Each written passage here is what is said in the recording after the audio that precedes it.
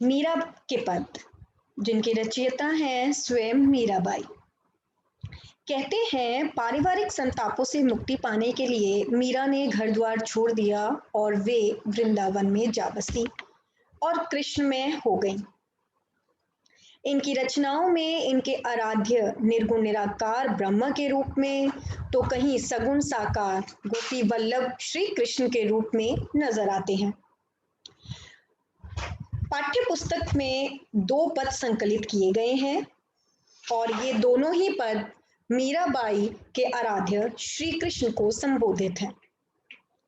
मीरा अपने आराध्य से मनुहार भी करती है, लाड भी लडाती है और अवसर आने पर उन्हें उलाहना देने से भी चूकती नहीं है। वे उनकी क्षमताओं का गुणगान स्मरण करती हैं और उन्हें उनके कर्तव्य भी याद दिलाती है। तो आइए आगे बढ़ते हैं। पहला पद, हरि आप हरो जनरी भीर। इसमें मीराबाई कहती हैं कि हे श्री कृष्ण, आप जिस प्रकार जनरी अर्थात संपूर्ण जगत के लोगों की भीड़ अर्थात पीड़ा को हर लेते हैं, वैसे ही आप मेरी भी भीड़ मेरी भी पीड़ा को हर लीजिए। इस पद में मीराबाई अपने आराध्य श्री कृष्ण को उनके अलग अलग अवतारों का स्मरण करवाती हैं और यह बताती हैं कि जिस प्रकार हे कृष्ण, जिस प्रकार आपने अपने भक्तों की रक्षा की, आप मेरे भी पीड़ा को हर लीजिए, मेरी भी रक्षा कीजिए। द्रौपदी री लाज राखी, आप बढ़ायो चीर। कि हे श्री कृष्ण, जिस प्रकार आपने द्रौपदी की के सम्मान की रक्षा की और उनके चीर उनके वस्त्रों को बढ़ाकर आपने उनके सम्मान की रक्षा की, ठीक वैसे ही आप मेरे भी रक्षा कीजिए। भगत कारण रूप नरहरि, धरियो आप शरीर। मीराबाई कहती हैं कि जिस प्रकार आपने अपने भक्त प्रहलाद के कारण नरहरि का रूप धारण कर लिया, धरियो आप शरीर, आपने नरहरि का रूप धारण कर लिया, ठीक वैसे ही आप अपने भक्तों की रक्षा करते हैं, आप मेरी भी रक्षा कीजिए। आगे वो कहती हैं, बूढ़ तो गजराज राख्यो, काटी कुंजर पीर। कि जिस प्रकार आपने बूढ़े गजराज की मगरमच्छ से, जो कि मगरमच्छ के द्वारा पकड़ लिया गया था, आपने उस बूढ़े हाथी की भी उस मगरमच्छ से रक्षा की। काटी कुंजर पीर, उस हाथी की पीड़ा को, उसके कष्ट को आपने काट दिया, आपने समाप्त कर दिया। दासी मीरा लाल गिरधर, वैसे ही आपकी दासी मीरा आपसे प्रार्थना करती है, लाल गिरधर, हे मेरे कृष्ण गोपाल, मेरे गिरधर, हरो म्हारी भीर, आप मेरी भी म्हारी अर्थात मेरी भी भीर यानी कि पीड़ा को हर लीजिए, संकट को हर लीजिए। यह उनका पहला पद है जो कि इस पाठ्य पुस्तक में दिया गया है। अब हम बढ़ते हैं अगले पद की ओर। दूसरे पद में मीराबाई कहती हैं, मीराबाई कृष्ण के समीप रहना चाहती हैं और कृष्ण के समीप रहने का उन्हें सबसे अच्छा माध्यम लगता है कि वे उनकी चाकर बन जाएं, वे कृष्ण उन्हें उनकी सेविका के रूप में स्वीकार कर ले। वो कहती हैं, श्याम महने चाकर राखो जी, गिरधारी लाला महने चाकर राखो जी। मीराबाई श्याम को कहती हैं कि हे श्री कृष्ण, हे श्याम, आप मुझे अपना चाकर, अपना सेवक रख लीजिए, आप मुझे अपनी सेविका के रूप में स्वीकार कर लीजिए। गिरधारी लाला कहकर भी वे उन्हें संबोधित करती हैं। अब वो कहती हैं कि चाकर रहकर मैं करूंगी क्या?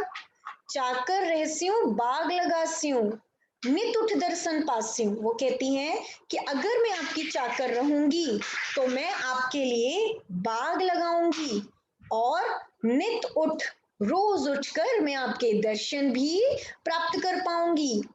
बिंद्रावनरी कुंज गली में और वृंदावन की गलियों में गोविंद लीला गास्यूं। आपकी लीलाओं का गान करने का सुअवसर मुझे प्राप्त होगा और मैं वृंदावन की गलियों में आपकी लीलाओं का गान करती रहूंगी।